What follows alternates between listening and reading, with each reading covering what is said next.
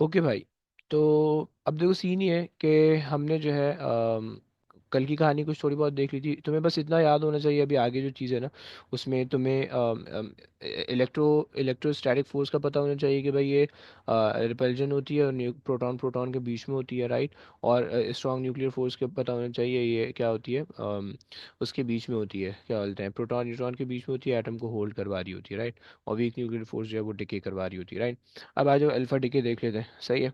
So alpha decay अगर हम समझे तो अल्फा डिके से पहले अल्फा पार्टिकल को आपको समझना पड़ेगा। सो अल्फा पार्टिकल जो होता है वो आपके पास जो है ना वो हीलियम न्यूक्लियस होता है, सही है।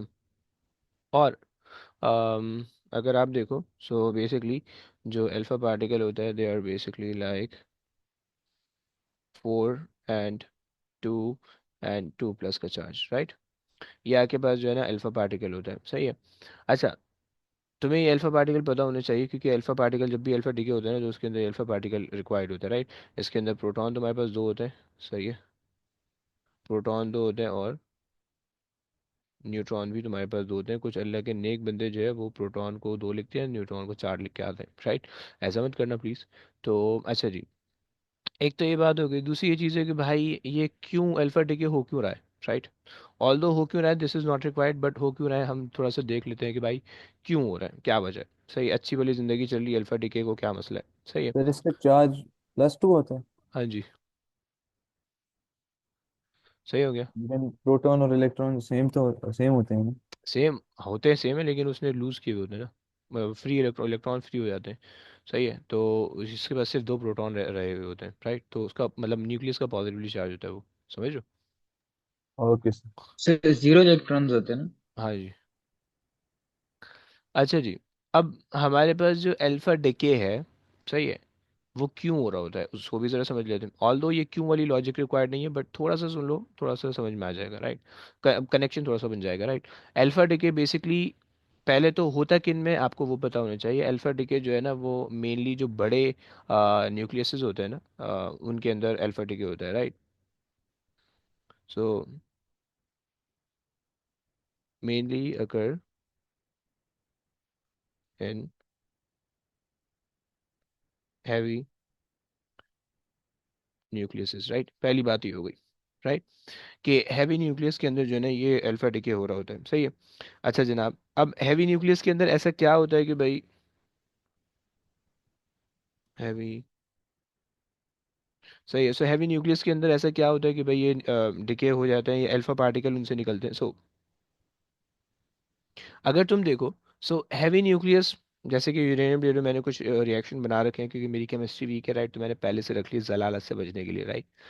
अच्छा, सो यूरेनियम ले लो तुम। यूरेनियम तुम्हारे पास जो है ना 238 न्यूक्लियॉन्स है, राइट। सो जो 238 न्यूक्लियॉन्स है, इसका क्या मतलब है, इसका मतलब है भाई आपके पास 92 प्रोटॉन है एंड रिमेनिंग 147 कुछ पड़ेंगे, वो प्रोटॉन न्यूट्रॉन बन जाएंगे, राइट।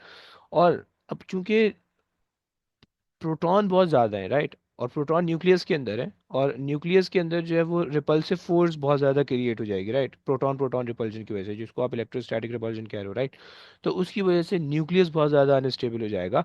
तो वो अल्फा डिके के थ्रू प्रोटॉन आहिस्ता आहिस्ता कम करता जाएगा ताकि वो मोर स्टेबल हो जाए, राइट। बस इतना इतना कॉन्सेप्ट में पता होना चाहिए, right.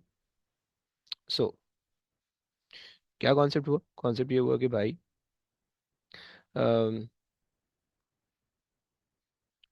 Heavy nucleus heavy nuclei are unstable due to large number of proton proton. So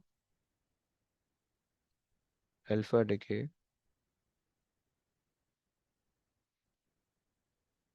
occur to stabilize the nucleus. Okay, सही हो गया, ये बात हमने समझ ली। अच्छा जी, एक तो ये बात हो गई। दूसरी बात, स्टैंडर्ड इक्वेशन अगर तुम बनाना चाहो, सो इसकी स्टैंडर्ड इक्वेशन तुम बनाओगे, वेट मुझे जरा ना कहानी नीचे करने दो थोड़ी सी। सर वो आप एक सेकंड वो स्टेटमेंट दिखा सकते हैं जो लिखी है? आ रहा हूँ मेरे बच्चा, आ रहा हूँ, 2 मिनट तो दो यार, मुझे भी तो खेलने दो। सर तुम लोग ही खेलोगे। अच्छा जी। सो ये बात हो गई। अच्छा अब देखो सीन ये है, अम, बदतमीजी कर रहे हैं तो खैर, तो अगर तुम इसकी स्टैंडर्ड इक्वेशन बनाओ तो स्टैंडर्ड इक्वेशन क्या बनेगी कि भाई अगर तुम्हारे पास कोई भी एलिमेंट है एक्स, राइट, तो वो अगर अल्फा डिके हो रहा है उससे, राइट, सो अल्फा पार्टिकल निकल जाएगा 4,2, राइट, एंड प्लस, अच्छा यहाँ पे तुम्हारे पास z होगा, यहाँ पे तुम्हारे पास होगा a, मतलब उसका जो न्यूक्लियर नंबर होगा, जो प्रोटॉन नंबर होगा, राइट। अब वो एलिमेंट कन्वर्ट होगा किसी दूसरे एलिमेंट में, लेट्स से y, x से y में कन्वर्ट हो गया। z के अंदर से हमेशा 4 कम होंगे, राइट, और a से हमेशा 2 कम होंगे, राइट, दैट्स इट, सिंपल सी कहानी है। कंफ्यूज मत करना प्लीज, जो केमिस्ट्री वाले उनको समझ में आती है, जिन्होंने कंप्यूटर ले लिया गलती से और अब पछता रहे हैं लेके कि उनको कोई फ्यूचर नहीं दिख रहा आगे, तो उनके लिए आई एम सो सॉरी। अच्छा जनाब, सो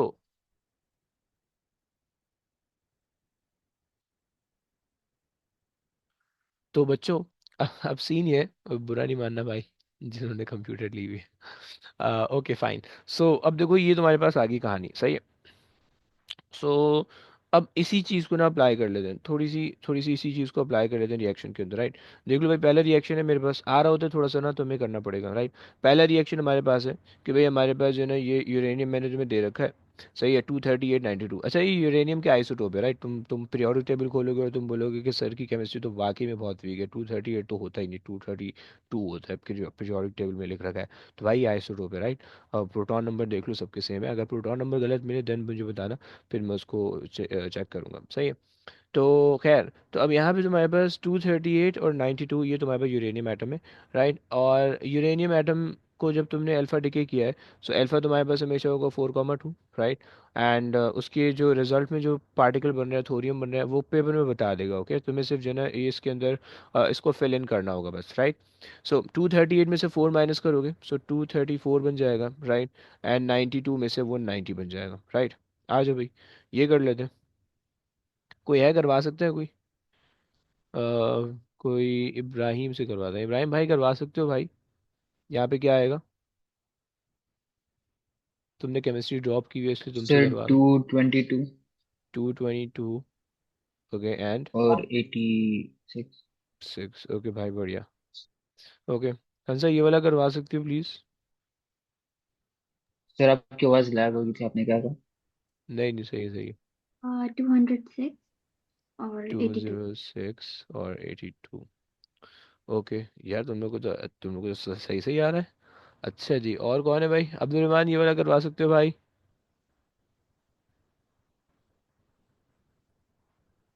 अब्दुल रहमान कहाँ हो? अब्दुल रहमान गायब है। अरे यार इतना वेट कराओगे तो कैसे काम चलेगा बे? अच्छा जी, जो डन है, डन है। ओके, तो और कौन है भाई? शहीद, शहीद करवा सकते हो ये वाला, शहीद? हाँ सर, 230, नहीं सॉरी, टू अरे ट्वेंटी एट फंस गया। और 88 228 और 88, और 88। बढ़िया, वेरी गुड। ओके भाई, आ जाओ भाई। अब्दुल रहमान अब तो करवा दो यार प्लीज। पता नहीं कहाँ है।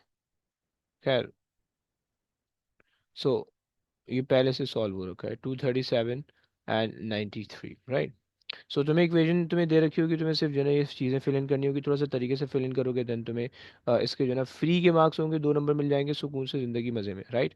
अच्छा जी, आ जाओ, आगे चलते हैं यहाँ से कहानी लेके, सही है। कुछ रिएक्शन थे।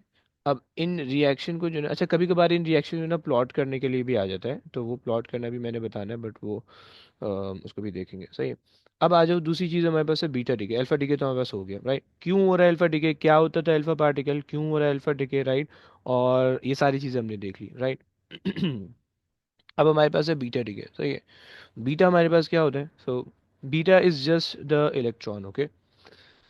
Beta particle is just the electron, okay, so beta is just electron, right. Electron बोले तो रिप्रेजेंटेशन तुम्हारे पास हो जाएगी E0 एंड -1, राइट। ये तो हमारे पास है इलेक्ट्रॉन की रिप्रेजेंटेशन, राइट। एंड अच्छा जनाब, बीटा डिके हमारे पास क्यों होता है भाई, किसी भी एलिमेंट के अंदर से जो है वो बीटा डिके हमारे पास क्यों हो रहा होता है, क्या वजह होती है उसके अंदर, तो उसकी भी ज़रा देख लेते हैं। अम, अच्छा जी।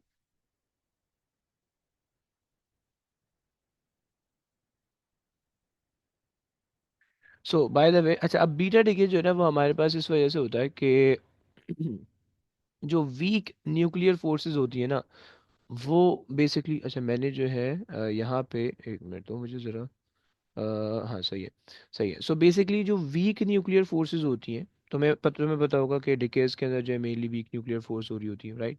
और जो, अच्छा अच्छा, बाय द वे यहाँ पे जो है, यहाँ पे मैंने अल्फा डिके के अंदर जो है ना वो हमारे पास इलेक्ट्रोस्टैटिक फोर्स आ रही है, इलेक्ट्रोमैग्नेटिक फोर्स हमारे पास आ रही है, राइट। इलेक्ट्रोमैग्नेटिक, तो इसको प्लीज़ थोड़ा सा अपने पास वो कर लेना, मैग्नेटिक फोर्स, राइट। मतलब वीक न्यूक्लियर फोर्स में जो है ना वो वीक न्यूक्लियर फोर्स की वजह से बीटा डिकेज होते हैं। अच्छा जनाब, अच्छा, अब बीटा बीटा डिके होता है इस वजह से कि भाई आपके पास जो है ना प्रोटॉन और न्यूट्रॉन अगर ज़्यादा हो जाते हैं, मतलब उनका रेशो अगर ज़्यादा हो जाता है, राइट, नंबर ऑफ प्रोटॉन और न्यूट्रॉन ज़्यादा हो जाते हैं तो उसकी वजह से अल्फा डिके होता है, राइट। या नंबर ऑफ प्रोटॉन अगर बहुत ज़्यादा हो जाते हैं तो उसकी वजह से अल्फा डिके होता है, राइट। लेकिन अगर प्रोटॉन और न्यूट्रॉन जो है ना वो प्रोटॉन या न्यूट्रॉन में से कोई एक जो है ना वो ज़्यादा या कम हो रहा होता है, तो उसकी वजह से जो है ना आपका जो एटम अनस्टेबल होता है या न्यूक्लियस अनस्टेबल होता है, तो उसकी वजह से जो है ना वो आपके पास बीटा डिके होता है, राइट। सो हम इसके अंदर बात कर लेते हैं।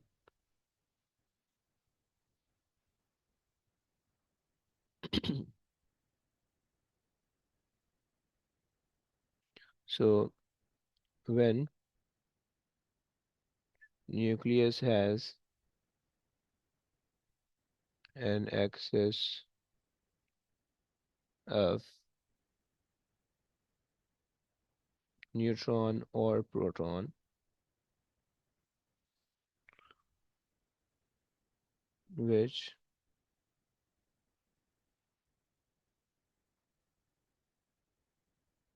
makes it unstable, right। और जब वो अनस्टेबल हो जाता है, सो वो जो है ना इट अंडरगोज डिके, और वो जो है ना डिके होके कुछ ना कुछ नई चीज़ बनाता है, वो क्या होती है उसको भी समझना है, सही है। सो अनस्टेबल,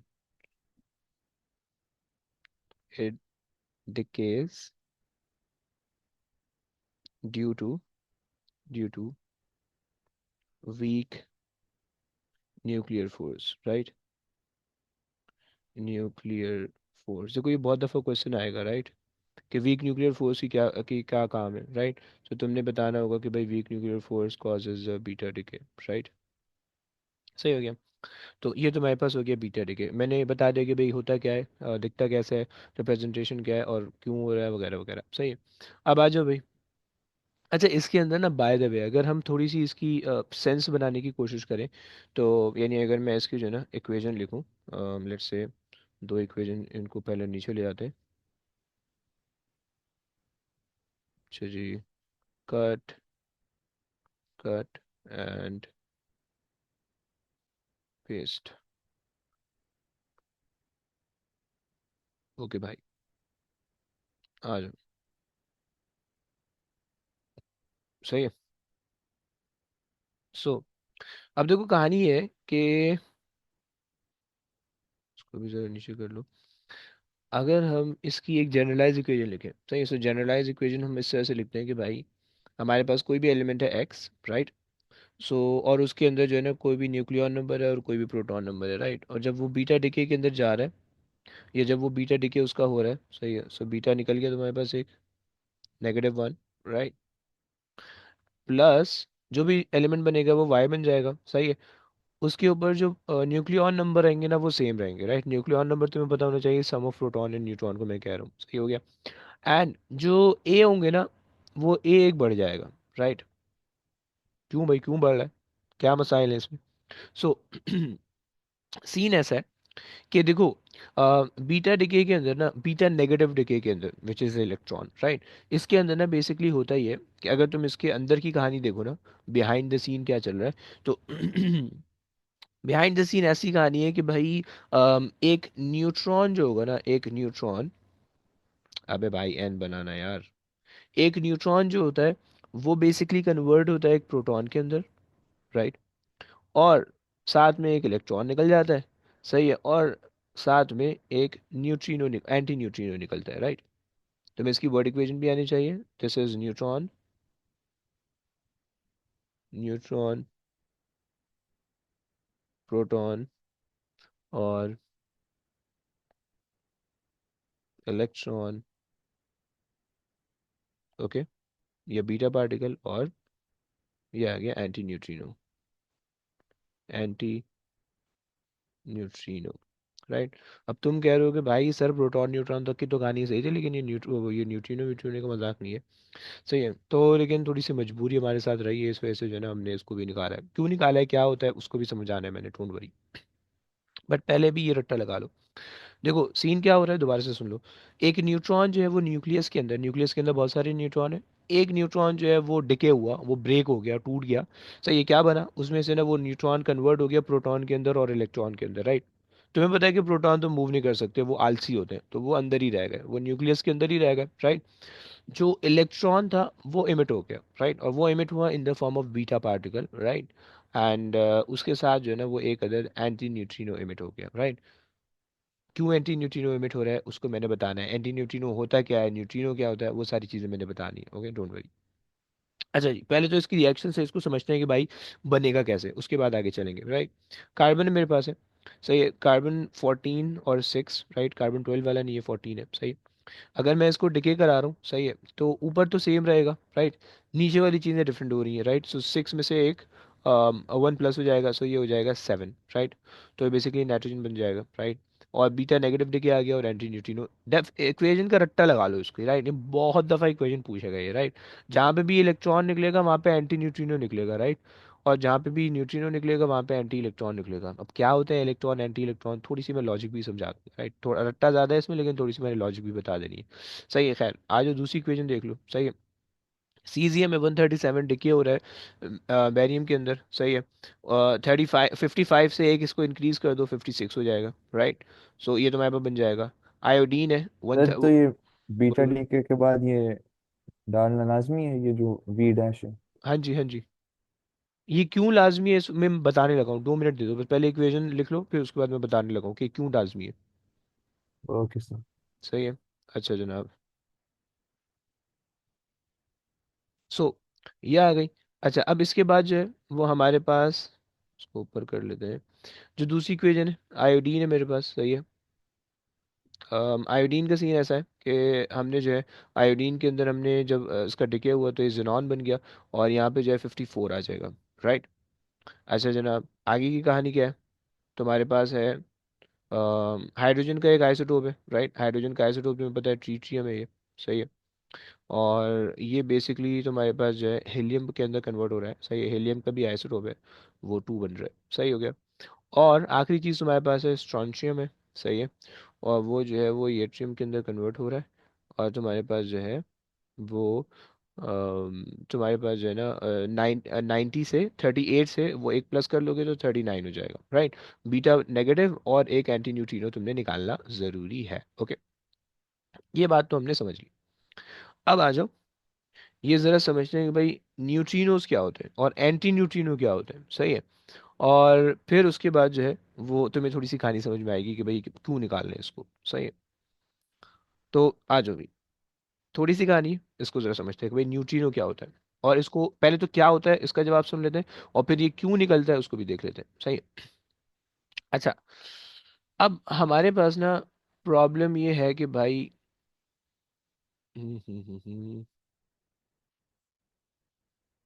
सही है, सही है, सही है, ओके।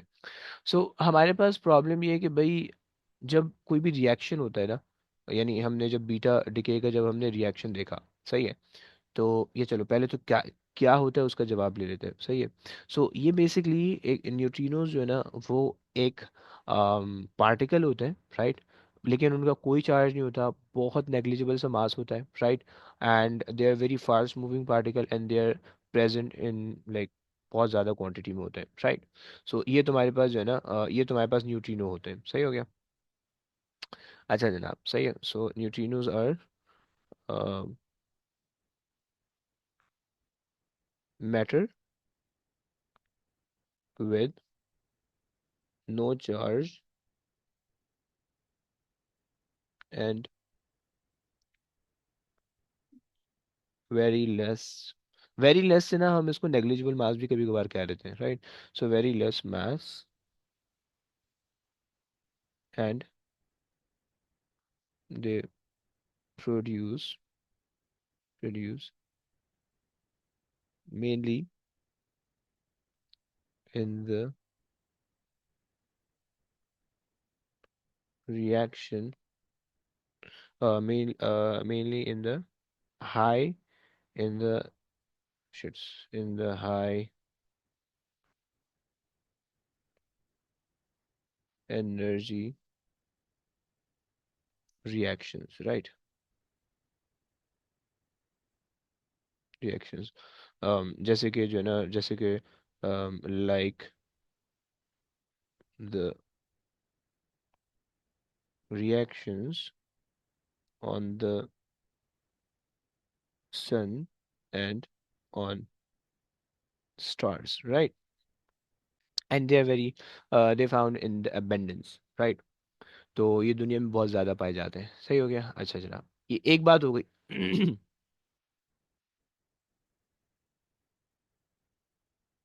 दूसरी बात कि भाई हमारे पास ये क्यों ज़रूरी है, राइट, मतलब आपने मुझसे पूछा कि भाई इसको हमेशा निकालना ज़रूरी है, अगर हम कभी कटा दें इसको इग्नोर कर दें, सही है, तो क्या काम चलेगा। तो नहीं भाई, नहीं चलेगा, सही। उसकी वजह यह है कि भाई हमारे पास जो है ना, एक तो हमने एनर्जी को कंजर्व रखना है, सही है। Law of conservation of energy यहाँ पे वायलेट हो जाएगा अगर तुम इसको इग्नोर करा दोगे, राइट। सो इस वजह से जो है एक तो इसको होना ज़रूरी है, राइट। और बीटा नेगेटिव डिके के अंदर ना basically range of the energies होती है, स्पेक्ट्रम ऑफ द एनर्जी होती है, राइट। अब बीटा पार्टिकल तो एक ही है, राइट, लेकिन एनर्जी स्पेक्ट्रम निकल रही है, राइट। एनर्जी जो है ना वो एक कंटिन्यूस फॉर्म में निकल रही है, राइट। तो there has to be some other particle. अच्छा, न्यूट्रिनो हमने देखा नहीं है, बहुत मुश्किल से डिटेक्ट होता है, राइट, बहुत कम डिटेक्ट हुआ ये, सही। और ये समझ लो कि ये थ्योरी एक थ्योरेटिकल पार्टिकल इस तरह से तुम कह सकते हो, राइट। तो हमने डिटेक्ट नहीं किया है, लेकिन साइंटिस्ट ने जब बीटा डिके को देखा कि भाई बीटा डिके हो रहा है, और उनकी ये एक्सपेक्टेशन थी कि एनर्जी की एक स्पेसिफिक शार्प वैल्यू होनी चाहिए, राइट। जब अगर अगर वो एनर्जी को प्लॉट करेंगे ग्राफ पे, राइट, लेकिन उन्होंने देखा कि कंटिन्यूअस फॉर्म में एनर्जी आ रही है, राइट। कंटिन्यूअस फॉर्म से मतलब है कि भाई 5.5 भी है, 5.6 भी है, 5.7 भी है, 5.55 भी है, 5.555 भी है, right. So this is the continuous form, right. So जब उन्होंने ग्राफ बनाया तो कंटिन्यूअस फॉर्म उनको मिला, जबकि कंटिन्यूअस फॉर्म नहीं मिलना चाहिए था, इस शार्प पीक मिलनी चाहिए थी, राइट। सो उन्होंने कहा कि there has to be some ghost particle, कोई जिन भूत प्रेत आत्मा वो होंगी जो कि जो जिनके ना एनर्जीज है, राइट, जिसकी वजह से हमें कंटिन्यूअस फॉर्म ऑफ एनर्जी मिल रही है, राइट। तो इस वजह से जो है ना वो हमने न्यूट्रिनो को वो किया, पॉस्टुलेट किया, राइट। सो अच्छा जी, यहाँ पे लिख लेते हैं, कहानी लिख लेते हैं इसकी, सही है। The energy spectrum spectrum of beta decay appear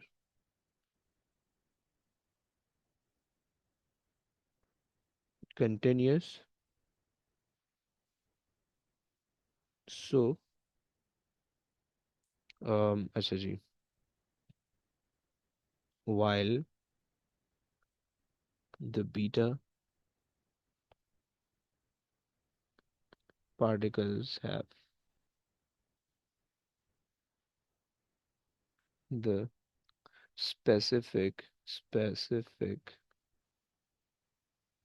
energy, right. So जब हमें कंटिन्यूस स्पेक्ट्रम मिला, जबकि बीटा पार्टिकल की जो है वो एक कंटिन्यूस एनर्जी थी, तो हमने ये कहा कि भाई there should be some other particle के जिसकी जो है ना कंटिन्यूस रेंज ऑफ एनर्जी हो, and that is the neutrino, right. पहले उसको न्यूट्रॉन कहते सर थे, अब न्यूट्रिनो। हाँ जी। ये आप सेकंड पार्ट रिपीट कर देंगे, मैं डिस्कनेक्ट हो गया। ओके भाई, मैंने ये बताया कि हम ये देख रहे हैं कि भाई बीटा न्यूट्रिनो का होना क्यों ज़रूरी है, क्या औकात है उसकी, अगर नहीं होगा तो क्या होगा, राइट। सो मैंने ये बताया कि भाई हमने जब इलेक्ट्रॉन को देखा, तो इलेक्ट्रॉन का एनर्जी स्पेक्ट्रम, यानी बीटा पार्टिकल का जब हमने एनर्जी स्पेक्ट्रम देखा या एनर्जी के को ग्राफ करके देखा, तो हमें उसका स्पेक्ट्रम कंटिन्यूस फॉर्म में मिला, मतलब बहुत सारी एनर्जी उसकी हमें मिली, राइट। मतलब बहुत सारी डिफरेंट वैल्यूज हमें एनर्जी की मिली थी, जबकि हम ये एक्सपेक्ट कर रहे थे कि it should have a specific value, right.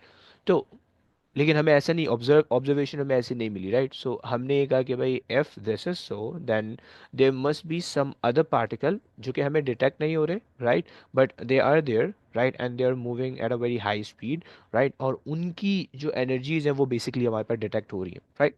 सो इस वजह से जो है ना, मतलब हमने law of conservation of energy के लिए और law of conservation of momentum के लिए हमने जो है ना इसको इस पार्टिकल को जो है ना वो किया, पॉस्टुलेट किया, ये थ्योरी हमने इसकी बनाई, राइट। तो ये हमारे पास है, सही। और वही अंग्रेजी में यहाँ पे भी लिख रहा हूँ, सही है। सो ये चीज़ तो हमने लिख दी है, राइट। अच्छा जनाब, specific energy, right, continue beta, so there should be some, तुम कह लो कि भाई ghost particle moving eight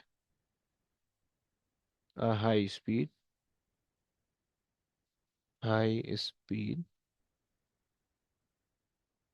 that have those energies, right? So basically law of conservation of energies को, law of conservation of energy को hold करने के लिए जो है ना वो हमने ये वाली बात की है, ये वाले पार्टिकल को हमने प्रेडिक्ट किया है, राइट। और ये पार्टिकल जो है वो हमारे पास थ्योरी मतलब हमने इसको जो है ना, ये एक थियोरेटिकल पार्टिकल है, राइट। इसको डिटेक्ट करना बहुत ज़्यादा मुश्किल होता है, सही हो गया। तो होता क्या है और क्यों होना ज़रूरी है, ये दो चीज़ें बता दी, राइट। सो ये तो आपके पास हो गई दो चीज़ें, सही हो गया। अच्छा, अब यहाँ पे तो हमने न्यूट्रिनो की बात की, लेकिन हम पीछे तो एंटी न्यूट्रिनो का नाम लेते आ रहे हैं, राइट।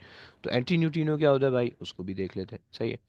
लेकिन अभी नहीं, थोड़ा सा टाइम लगेगा उस पे आने में, सही है। सो वो थोड़ा सा टाइम इसलिए लगेगा कि पहले हमें जो है ना यहाँ पे देखना है बीटा पॉजिटिव डिके को, राइट। बीटा नेगेटिव डिके तो हमने देख लिया, अब बीटा पॉजिटिव डिके देख लेते हैं, सही है। सो अच्छा जनाब, अम, आ जाओ भाई, beta positive positive decay. Sir इनकी ये बस डेफिनेशंस पूछता है। नहीं नहीं नहीं, डेफिनेशन नहीं पूछेगा, कुछ भी नहीं पूछेगा, है ना। गाली गाली मत देना, देखो गाली मत देना, ये तो मत फिर ये बोलना सब क्या पढ़ा था? क्यों रहा है ना, अरे यार, वह मोहब्बत में करा रहा हूँ यार, मैं ख्वार हूँ, मैं तुम्हें भी कर रहा हूँ। कोई नहीं सर, मंजूर है। अच्छा भाई देखो, मैं असल में अगर मैं चाहूँ तो मैं फौरन फौरन पढ़ा दूंगा, सही है, लेकिन उसमें कनेक्शन नहीं बनेगा ना। तुम ये पूछोगे कि भाई ये न्यूट्रिनो क्यों होना चाहिए, राइट। तो उसके पीछे तुम्हें इतनी लॉजिक पता होनी चाहिए कि भाई law of conservation of energy violate हो रहा है, इस वजह से यहाँ पे होना चाहिए, राइट। एक आधे नंबर में वो क्वेश्चन पूछेगा कि भाई न्यूट्रिनो की प्रेजेंस क्यों ज़रूरी है, तुम बता दो कि भाई क्योंकि हमें हमारे पास जो एनर्जीज, जो बीटा पार्टिकल या जो बीटा डिके के अंदर जो एनर्जी निकलती है या जो एनर्जी प्रेजेंट होती है, that is in the continuous form, right, in the continuous spectrum, वो एक स्पेसिफिक एनर्जी नहीं होती है, राइट। तो मैं ये बताना, ये छोटी सी चीज़ पूछता है, राइट।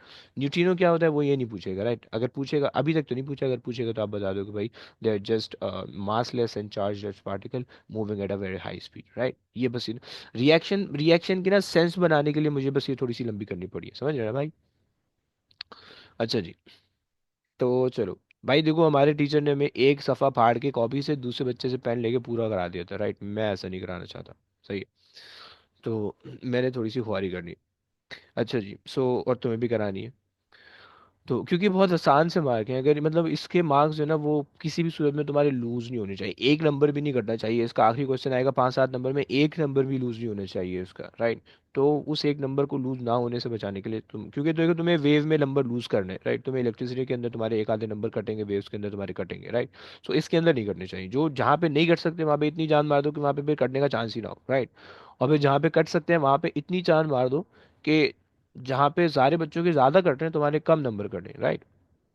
तो थोड़ी सी ऐसी ऐसी काम करो ना, समझ लो ना, थोड़ा सा एक स्टेप आगे रखो ना। अच्छा खैर, तो ये हमारे पास है beta, beta positive decay, right. अच्छा बीटा पॉजिटिव क्या होता है भाई, बीटा नेगेटिव तो हम देख के आ रहे हैं अभी, बीटा पॉजिटिव क्या होता है उसको भी समझते हैं। So beta positive is represent, हम इसको करते हैं, अच्छा नाम इसका होता है बेसिकली पॉजिट्रॉन, पॉजिट्रॉन, सही है। और हमने इसको बनाया है पॉजिटिव इलेक्ट्रॉन से, राइट। पॉजिटिव इलेक्ट्रॉन से हमने इसको बना दिया। अच्छा जी, तुम बोलोगे कि भाई बचपन में तो टीचर पढ़ाते थे इलेक्ट्रॉन सिर्फ नेगेटिव होता है, बड़े होके तो पॉजिटिव भी होने लगा है। तो भाई बड़े होके बहुत सारी चीज़ें तुम्हें नहीं पता चलती हैं, सही है, और तुम्हें ये बात पता है। अच्छा जी, सो पॉजिटिव इलेक्ट्रॉन को ना हमने हमने जो है ना पॉजिटिव का ई, पॉजिटिव का ई कटा दिया, और इलेक्ट्रॉन में सिर्फ ओ एन ले लिया हमने, कहा ऑन सीन है, सही है, और हमने पॉजिट्रॉन बना दिया, सही है। अच्छा जनाब, सो ये हमने बना दिया। अब ये होता क्या है, ये बेसिकली हमारे पास जो है ना एक एंटी पार्टिकल है इलेक्ट्रॉन का, right. So positron is an anti particle, अभी एंटी पार्टिकल की क्या बोला है, anti particle of electron, right, ये एक बात हो गई। अच्छा जी सही है, फाइन, मान लिया एंटी पार्टिकल क्या बोला है उसको भी समझते हैं, डोंट वरी, सही है। और ये बेसिकली बीटा डीके होता क्यों है, it is due to the weak nuclear force या weak interaction forces, okay. So it is due to the weak nuclear force, तुम कह लो ये वीक इंटरेक्शन फोर्स कह लो, इंटरेक्शन फोर्स। देखो भाई ऐसा मत समझना कि ये पूरा ही नहीं पूछता पेपर में, राइट।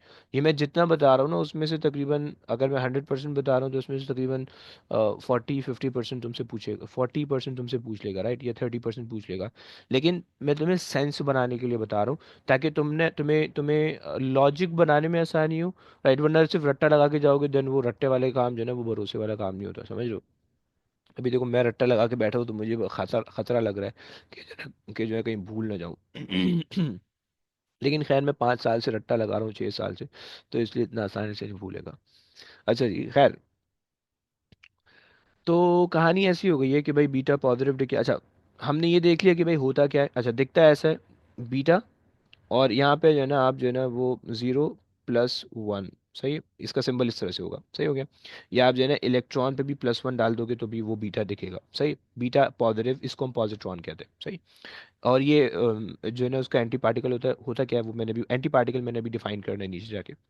अच्छा ये बात हो गई। अच्छा अगर बीटा की अगर हम इक्वेशन लिखें, सो इक्वेशन अगर हम लिखें, सो हमारे पास जो है ना हमारे पास जनरलाइज इक्वेशन अगर हम लिखें, सो जनरलाइज इक्वेशन हमारे पास आ जाएगी, हम्म, कोई भी पार्टिकल ले लो एक्स, उसका न्यूक्लियॉन नंबर है जेड, और प्रोटॉन नंबर है ए, राइट। सो वो डिके होगा, राइट। और लेट्स से उसने जो है ना वो बीटा बीटा पॉजिटिव के अंदर डिके हुआ, सही है, प्लस, देखो जितने भी रिएक्शन होते हैं ना उनके अंदर चार्जेस कंजर्व होते हैं, राइट। तो देखो हम यहाँ पे अगर तुम देखो ऊपर वाले रिएक्शन के अंदर, तो हमें चार्जेस कंजर्व करने थे, राइट। चार्जेस कैसे कंजर्व करने थे, अगर तुम बेसिकली ये छोटी वाली इक्वेशन देखो, राइट, कि इसके अंदर लेफ्ट साइड पे न्यूट्रॉन है, न्यूट्रल है, जीरो चार्ज है, राइट। तो यहाँ पे एक प्रोटॉन निकला प्लस चार्ज, एक इलेक्ट्रॉन निकला नेगेटिव चार्ज, राइट। तो वो तुम्हारे पास क्या हो गया, न्यूट्रल हो गया, right.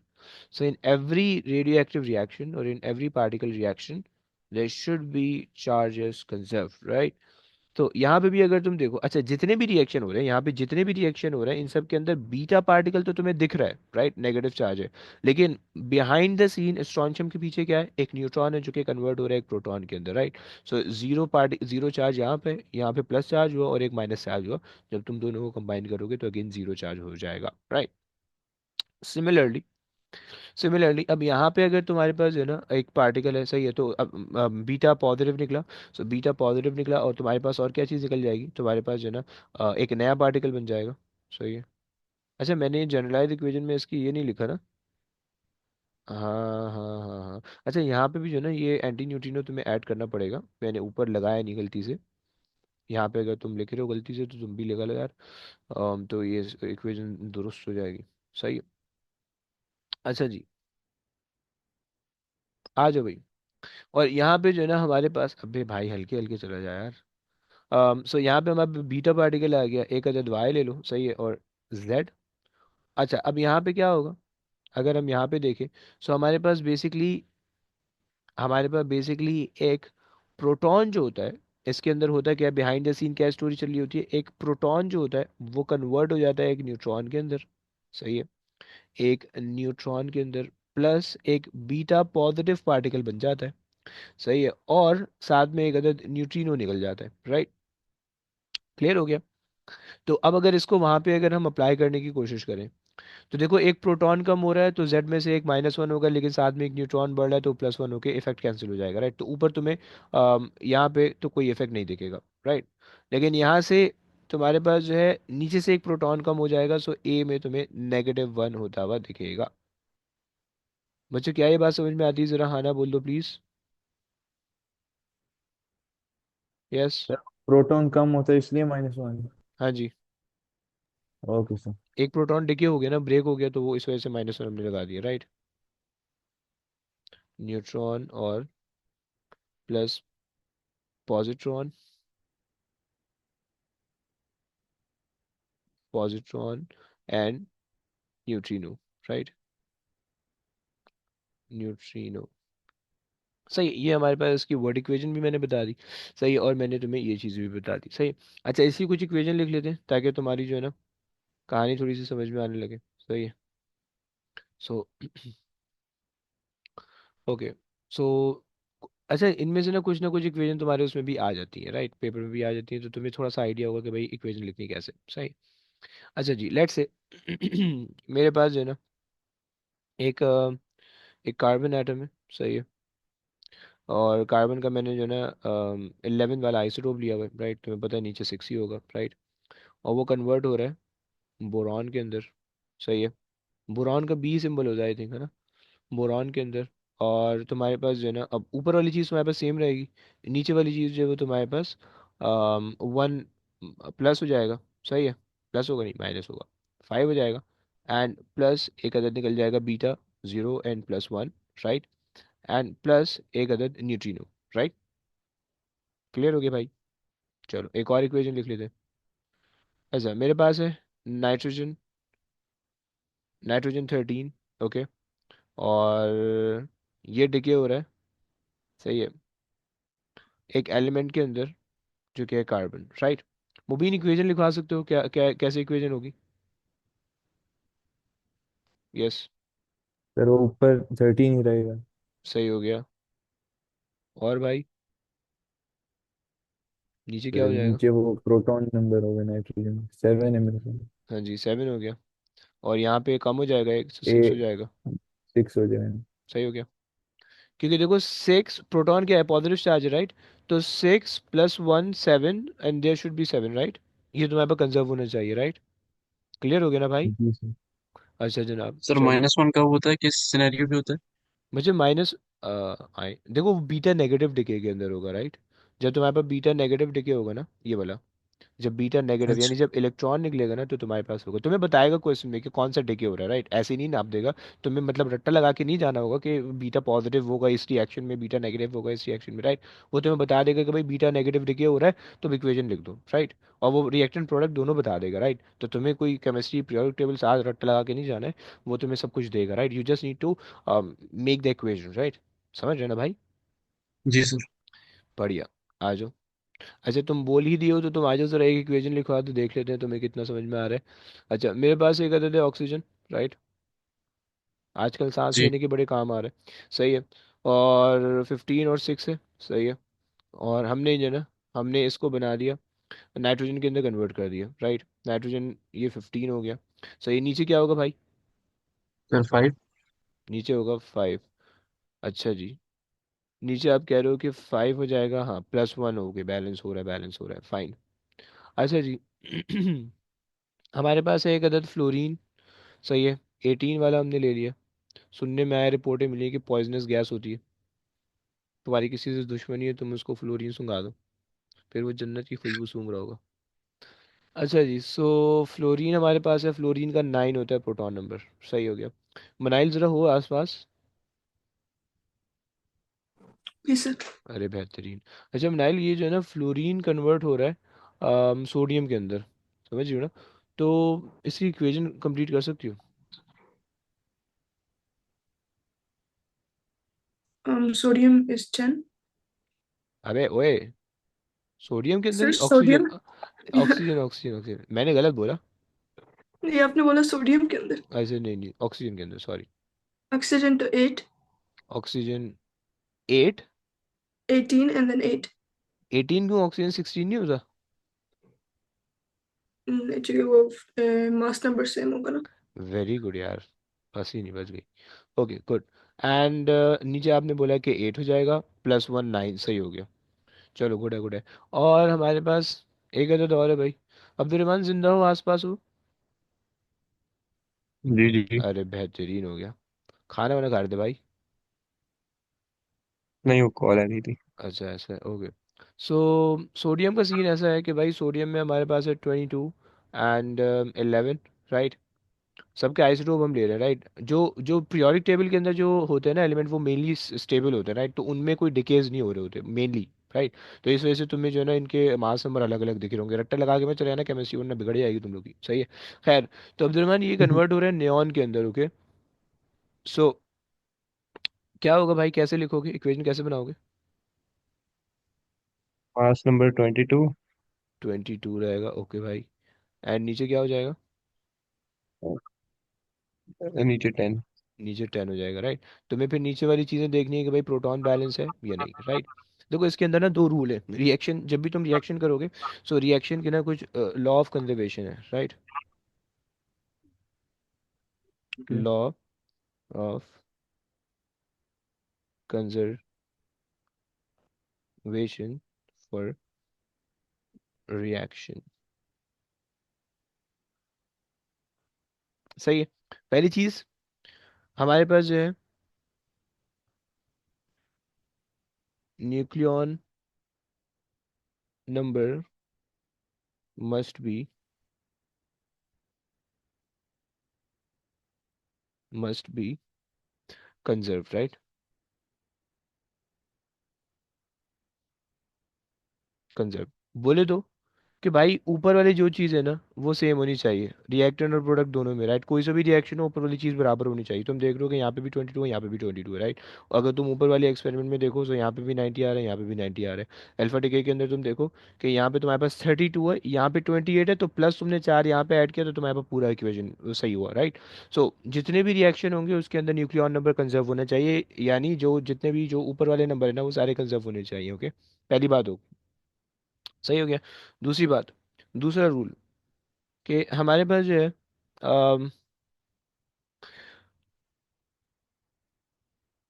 Proton number should also be conserve, right. अच्छा, क्या हम ये प्रिंसिपल अप्लाई कर सकते हैं? नहीं कर सकते, राइट। प्रोटॉन नंबर के बजाय जो है ना, हमने कहना होगा कि, क्योंकि हमारे पास जो पॉजिट्रॉन है वो प्रोटॉन नहीं है बेसिकली, राइट। तो हम प्रोटॉन नंबर नहीं कह सकते, राइट। अगर तुम इस तरह का रूल लिख रहे हो तो तुम गलत हो जाएगा ये, सही। इसके बजाय हम कहेंगे कि भाई charges, right, charges should be conserve, right. मतलब तुम्हारे पास जो है ना रिएक्शन से पहले जो चार्ज थे, रिएक्शन के बाद भी वही चार्ज बनना चाहिए, राइट। अच्छा जनाब, अगर तुम देखो अल्फा पार्टिकल के अंदर, अल्फा पार्टिकल के अंदर कोई ऐसे चार्ज की कंजर्व कोई चार्ज वो हो नहीं रहा, चेंज नहीं हो रहा, राइट। लेकिन बीटा के अंदर और गामा के अंदर, बीटा के अंदर हो रहा है, राइट। सो बीटा के अंदर अगर तुम देखो, बीटा नेगेटिव के अंदर, तो हमने कहा था यहाँ पे अगर नेगेटिव पार्टिकल निकल रहा है तो यहाँ पे एक अदर प्रोटॉन भी बन रहा है, तो प्रोटॉन और मतलब बल्कि तुम ये वाला रिएक्शन देखो कि प्रोटॉन एक पॉजिटिव है, इलेक्ट्रॉन नेगेटिव है, दोनों कंबाइन हो रहे हैं, तो जीरो का चार्ज बन रहा है राइट साइड पे और जीरो का ही चार्ज है लेफ्ट साइड पे, right. So they are conserve, right. And यहाँ पे भी हमने देखा कि यहाँ पे भी हमारे पास जो है अच्छा बीटा पॉजिटिव पे भी मैंने जो है ना यहाँ पे न्यूट्रिनो नहीं लगाया, इसको भी प्लीज़ लगा लो, प्लीज़ प्लीज़, ये न्यूट्रिनो आ जाएगा, सही है। यहाँ पे भी अगर तुम देखो तो हमारे पास जो है ना एक अदद प्रोटॉन निकल रहा है, प्रोटॉन का मतलब पॉजिटिव चार्ज, और यहाँ पे हमारे पास एक अदद पॉजिट्रॉन निकल रहा है, और यहाँ पे एक अदद हमारे पास आ रहा है positive charge, right. So balance हो रहा है, right. So law of conservation of charges apply हो रहे हैं, सही हो गया। अच्छा यहाँ तक हमने ये देख लिया कि भाई जो डिकेज होते हैं वो किस तरह से होते हैं, सही है।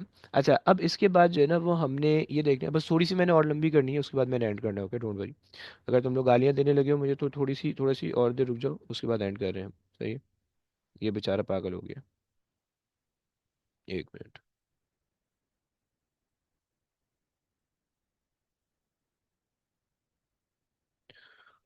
अल्लाह अकबर। अच्छा जी, सो अंकल न्यूटन ये रहे जनाब। अब हमारे पास जो है ना तीसरी जो चीज़ है, एक और डिके है, ऑल दोज डिके की कोई औकात नहीं, सही है, लेकिन वो डिके ऐसा है, अम, वो है gamma decay, right. Gamma decay, right. Gamma decay के अंदर तुम सिर्फ सुन लो कि होता क्या है, सही है। सो अच्छा गामा तुम्हें पता है कि क्या होता है? एनीबडी नोज गामा क्या होता है? इलेक्ट्रोमैग्नेटिक वेव है। ओके, सही हो गया।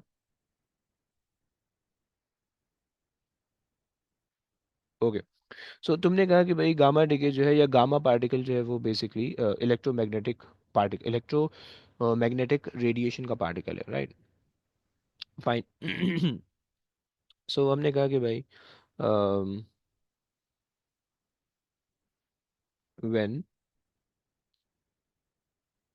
excited and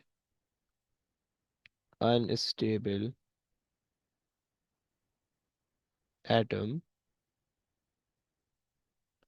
relax and de-excite and gives off um, electromagnetic radiation radiation in the form of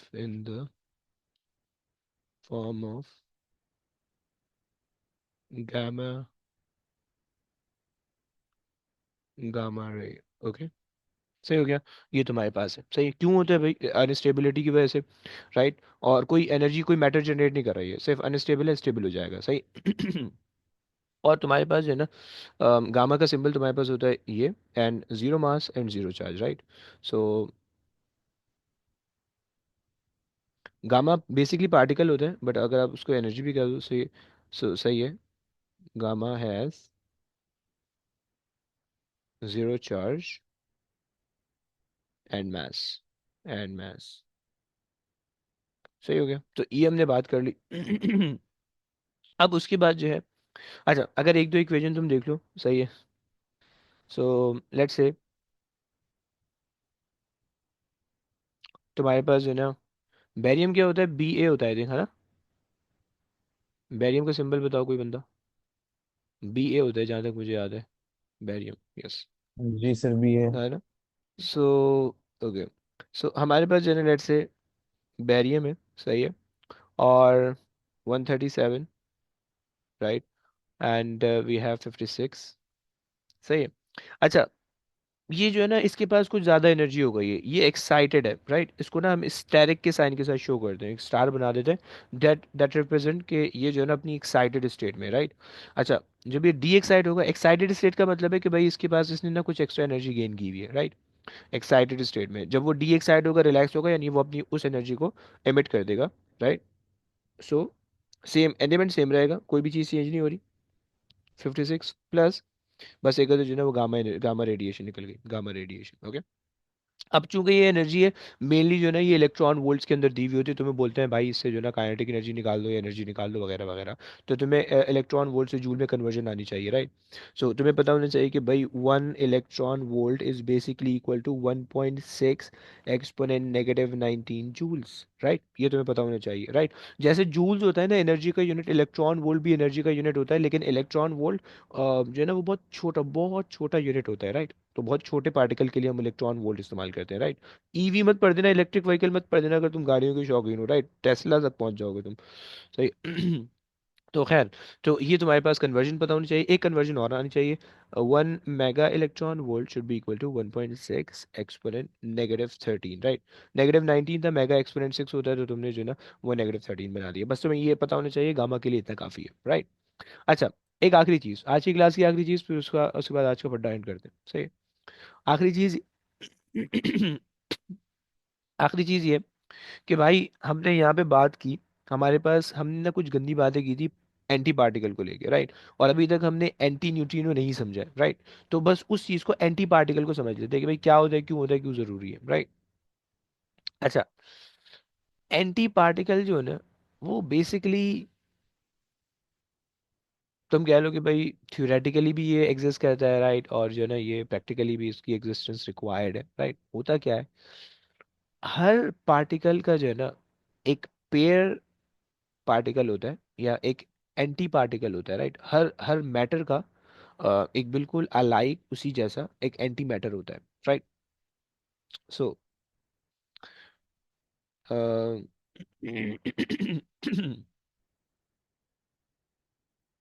anti matter आखिरी चीज है बस, ओके। इस चैप्टर की आखिरी चीज नहीं है, बल्कि आज की क्लास की आखिरी चीज है, ओके। सर अच्छा, एंटी पार्टिकल है या एंटी मैटर? एंड देखो, तुम एंटी पार्टिकल का हो एंटी मैटर को कोई फर्क नहीं पड़ता, दोनों की चीजें, सही। Anti okay sir. Particle, okay. अच्छा जनाब, अब देखो क्या सीन है कि एंटी पार्टिकल जो होता है या एंटी मैटर होता है, वो बेसिकली हम उसको ये कह रहे होते हैं कि भाई सबसे पहले तो ये लिख लेते हैं कि भाई होता क्या है, सही है। So it is the type of matter, सही, it is the type of matter that has the same mass as the regular matter, regular matter, right? But has the opposite charge, right? बस हमारे syllabus के अंदर इसकी इतनी कहानी required है, right. अच्छा, इसके आगे भी जो है ना मैटर जो होता है वो फॉरवर्ड इन टाइम मूव करता है, ये बैकवर्ड इन टाइम मूव करता है, रिक्वायर्ड नहीं, राइट। हमें इतना पता होना चाहिए कि भाई मैटर इसका एक एंटी मैटर होता है, राइट। और ये मतलब ये एंटी मैटर जो है ना मैटर की तरह होता है, और इसका ऑपोजिट चार्ज, इसका मास सेम होता है, चार्ज ऑपोजिट होता है, राइट। दूसरी बात बस तुम्हें ये याद रखनी है कि भाई for every matter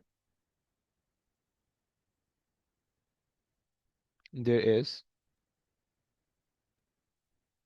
there is corresponding anti matter, right. ये बात याद हो गई, राइट। और कॉरस्पॉन्डिंग एंटी मैटर फिर कैसा होगा, which has the same mass but opposite charge, right. बस इतनी काफी, इतनी चीजें काफी होंगी, राइट। जैसे प्रोटॉन है, सही है, प्रोटॉन है, सही है। अब प्रोटॉन का मास होता है आपके पास 1 यूनिट का मास होता है, यूनिफाइड एटॉमिक मास, राइट। सही है, सो 1 यूनिट का मास होता है। अच्छा, और इसका जो चार्ज होता है वो आपके पास होता है +1 का, राइट। +1 या +e is the elementary charge, not the charge of the electron but the elementary charge, which has a value of 1.6 exponent -19, right, and u has a value of 1.66 exponent -27, right। Unified atomic mass है, नहीं जो सबसे मतलब जो सबसे simplified atomic mass है वो, right. अच्छा अगर तो तुम्हारे पास प्रोटॉन का एंटी पार्टिकल होगा या एंटी मैटर होगा तो तुम उसको कहोगे एंटी एंटी प्रोटॉन, सही है, एंटी प्रोटॉन, सही है। एंटी प्रोटॉन का जो मास होगा it will be same, but anti proton का जो चार्ज होगा दैट विल बी -1, राइट।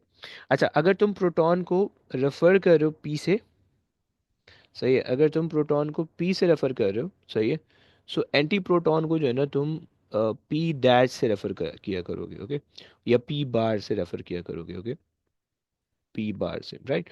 सो जितने भी तुम्हारे पास पार्टिकल होंगे, सही है, वो तो नॉर्मल पार्टिकल है, उनकी तो कोई टेंशन नहीं है, राइट। लेकिन जितने भी एंटी पार्टिकल हुए उन सबको तुमने जो है ना एक उनका चार्ज अपोजिट हो जाएगा, राइट, और उनको जो है ना एक तुमने बार के साइन के साथ रेफर करना होता है, राइट। जैसे तुम्हारे पास न्यूट्रॉन है, सही है,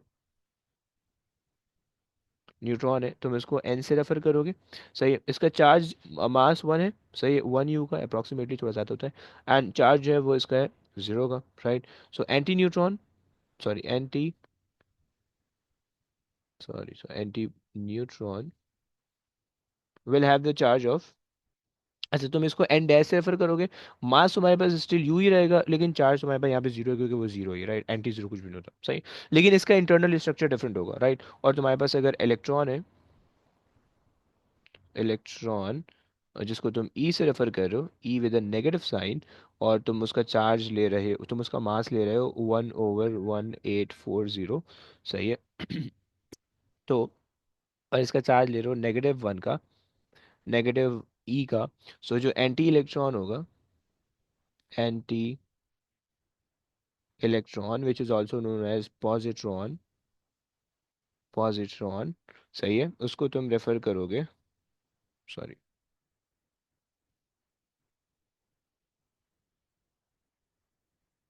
ओके, पॉजिट्रॉन उसको तुम रेफर करोगे ई प्लस से, राइट, या ई बार से।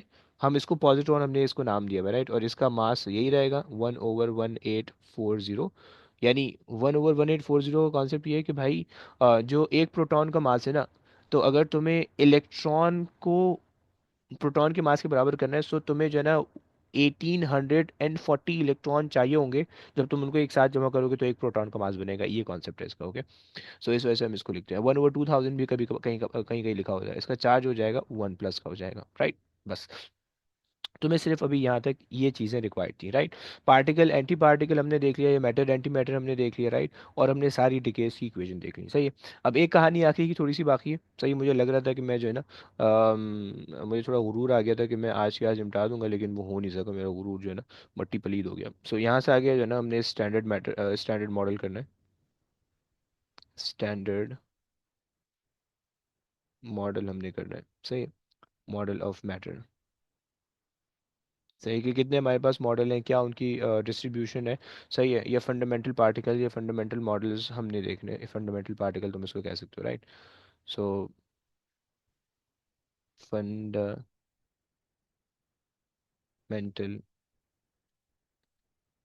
पार्टिकल, राइट, ये बस हमने देखना है, and this is the last thing for this chapter.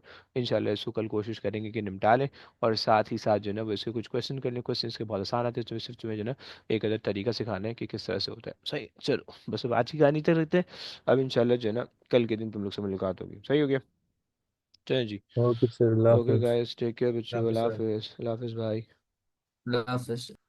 अल्लाह हाफिज़, अल्लाह हाफिज़।